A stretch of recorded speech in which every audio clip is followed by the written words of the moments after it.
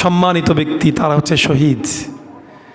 শহীদদের কবরের কি জিন্দেগির কি অবস্থা শোনার দরকার আছে না নাই? অবশ্যই আছে।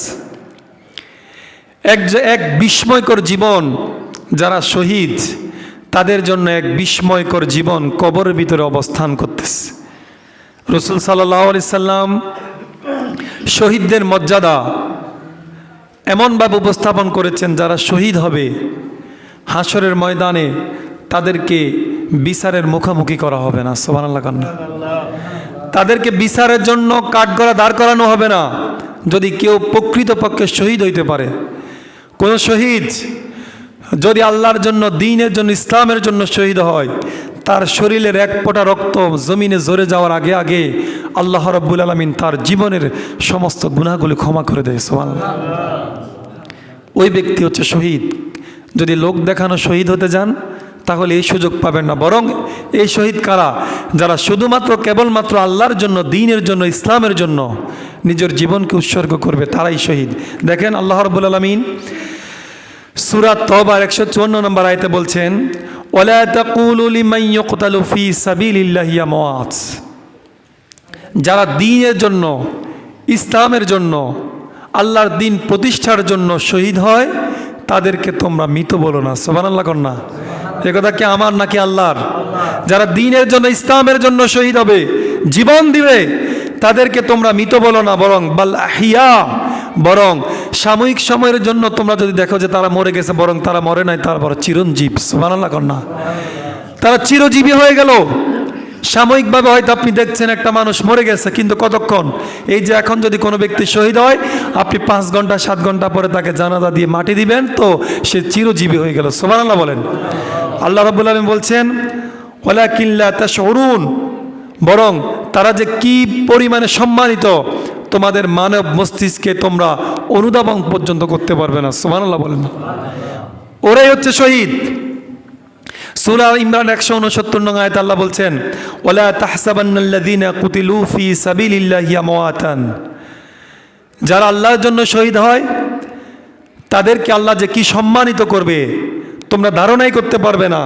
বাল আহিয়া, বরং তারা তো সাময়িকভাবে তোমরা দেখতে পাচ্ছ তারা ইন্তেকাল করেছে, বরং তারা ইন্তেকাল করে না, তারা চিরজীবী হয়ে গেল।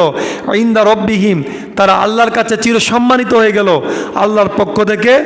ইনদা রব্বিহিম ইয়ারজাকুন, বরং তোমরা দেখতে পাচ্ছ তারা শহীদ হয়ে গেছে, কিন্তু তারা শহীদ হয়ে তো চিরজীবী হয়ে গেল। কবরের ভিতরে একমাত্র, কেবলমাত্র, শুধুমাত্র যারা আল্লাহর জন্য শহীদ হবে তাদের জন্য রিজিকের ব্যবস্থা রয়েছে। সুবহানাল্লাহ বলেন।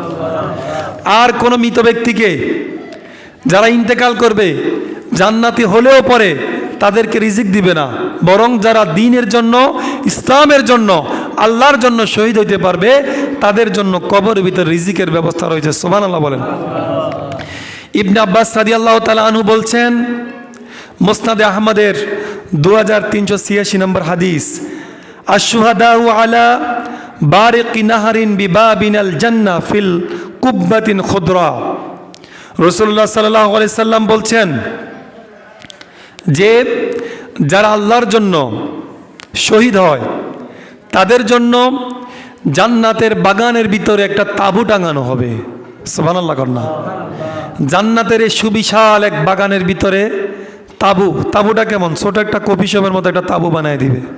তাঁবু বানানোর পরে ইয়াখরুজু আলাইহিম রিজকাকুম মিনাল জান্নাতি বুকরাতান ওয়া আশিয়ান। সুবহানাল্লাহ। কর না, এই যে জান্নাতের সবুজ বাগানের ভিতরে একটা তাঁবু বানানো হবে, ওই তাঁবুর ভিতরে রাসূলুল্লাহ সাল্লাল্লাহু আলাইহি সাল্লাম বলছেন জান্নাতি যে রিজিক ইয়াখরুজু বের করা হবে, আলাইহিম তাদের উপরে, তাদের জন্য, রিজকুহুম রিজিক খাবার দাবার, মিনাল জান্নাতি জান্নাত থেকে। কখন? কয় বেলা? আল্লাহ রাসূল এই কথা বলে দিছে, বকরাতান সকালবেলা, ও আশিয়ান সন্ধ্যাবেলা। সুবহানাল্লাহ। কর না, সকাল সন্ধ্যায় আপনি ওই রাঙ্গামাটিয়া গ্রামের কবরে শুয়ে থাকবেন, জান্নাত থেকে সকাল এবং সন্ধ্যায় নিয়ম করে প্রতিদিন আপনার জন্য 2 বেলা খাবার আসবে। সুবহানাল্লাহ। তো আসতে বললেন, 2 বেলা খাবার দিবে আল্লাহ রাব্বুল আলামিন, জান্নাতি খাবার, স্পেশাল খাবার, দুনিয়ার কোনো খাবার নয়। কাদের জন্য? যারা আল্লাহর জন্য, দ্বীনের জন্য শহীদ হতে পেরেছে তাহলে কবরের ভিতরে শহীদের যে জিন্দেগি, এটা কি সাধারণ মানুষের মতো নাকি স্পেশাল? কথা বলুন, এটা কি সাধারণ? না, এটা সাধারণ নয়, বরং ওই কবরের ভিতরে যারা শুয়ে আছে, যারা দ্বীনের জন্য শহীদ হয়ে শুয়ে আছে, তাদের জন্য ব্যাপারটা পুরোই স্পেশাল, সাধারণ কোনো ব্যাপার নয়। আল্লাহ রাব্বুল আলামিন আমাদেরকে শহীদের মর্যাদা দান করুক, সকলে বলে আমিন।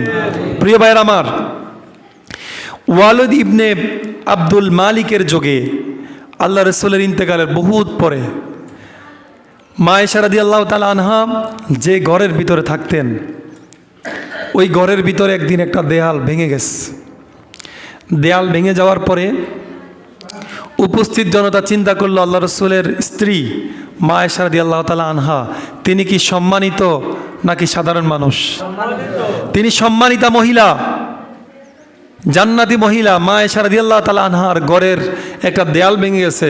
সাহাবায়ে কেরাম এবং উপস্থিত মুসল্লির কষ্ট লাগার দরকার আছে না নাই? উপস্থিত জনতা কষ্ট থেকে বলল, আল্লাহ রসুলের স্ত্রী আমাদের মা উম্মাহাতুল মুমিনিন আয়েশা রাদিয়াল্লাহু তাআলা আনহার ঘরের দেয়াল ভেঙে গেছে, এটা সংস্কার করা দরকার। পরে উপস্থিত জনতা সকলে মিলে যখন দেয়াল ভেঙে গেছে, ওই দেয়ালটা যখন সংস্কার করতে গেল, তারা দেখতে পেল একটু মাটি খুঁড়ার পরে দেখলো একটা জীবন্ত পা। সুবহানাল্লাহ কন্যা, একটা পা দেখা যাচ্ছে। পা দেখার পরে তারা তো চিন্তায় পড়ে গেল, হায় রে, কার পা এটা? এখন মা আয়েশা রাদিয়াল্লাহু তাআলা আনহার যে হুজরার ভিতরে তো আল্লাহ রসুলের রওজা অর্থাৎ রাসূলের মাকবারা, এবং তার পাশে আছে আবু বকর এবং ওমর। এবার তারা চিন্তায় পড়ে গেল, আজকের যে অবস্থান আল্লাহ রসুলের রওজার কবরের, এটা কি আগে কি এমন ছিল নাকি? আগে তো এমন ছিল না। তারা টেনশনে পড়ে গেল যে এটা কি আল্লাহ রসুলের পা নাকি কার পা, নাকি ওমরের পা নাকি আবু বকরের পা? উপস্থিত সবাই চিন্তায় পড়ে গেল, কেউ উত্তর দিতে পারতেছে না এটা কার পা। তাহলে এখন কি করবে? উপস্থিত জনতার ভিতরে এক সাহাবী, ওনার নাম হচ্ছে ইবনু জুবাইর, ওরওয়া ইবনে জুবাইর বলল, আল্লাহ রাসূলকে কোন পজিশনে কবর দেওয়া হয়েছে, আবু বকরকে কোন পজিশনে কবর দেওয়া হয়েছে, ওমরকে কোন পজিশনে কবর দেওয়া হয়েছে আমি জানি। সুবহানাল্লাহ কন্যা। উপস্থিত জনরা বলল, তাহলে তো একটা মীমাংসা আসা যাবে। তারপরে ওরওয়া ইবনে জুবাইর বলল, ওমর রাদিয়াল্লাহু তাআলা হচ্ছে জান্নাতি মানুষ, তিনি হচ্ছে শহীদ, তিনাকে গুপ্তভাবে হত্যা করা হয়েছে। অতর্কিত হামলার ভিতরে নামাজরত অবস্থায় তিনাকে স্টেপিং করা হয়েছে। তার মানে ওমর রাদিয়াল্লাহু তাআলা হচ্ছে শহীদ। শহীদের শরীর কখনো পচে না। আমি সাক্ষ্য দিলাম এটা ওমর রাদিয়াল্লাহু তাআলা আনহুর পা। সুবহানাল্লাহ কন্যা। তাহলে বুঝছেন তো, শহীদদের পা, শহীদদের শরীর যে পচে না, ওমর রাদিয়াল্লাহু তাআলা আনহুর ওই মাটি খোঁড়ার সময় পা কি তার প্রমাণ নয়? তার প্রমাণ নয়? তাহলে বোঝা গেল কোনো শহীদের শরীর মাটি স্পর্শ করে না, মাটি খায় না। খাবে কিভাবে? তারা নিজেরাই তো খায়। শহীদরা নিজেরাই তো কবরের ভিতরে খায়, মাটি ওদেরকে খাবে কিভাবে? জীবন্ত কোনো মানুষ যদি কোথাও শুয়ে থাকে, বসে থাকে, তাদেরকে পোকামাকড় স্পর্শ করে? বলেন না করে?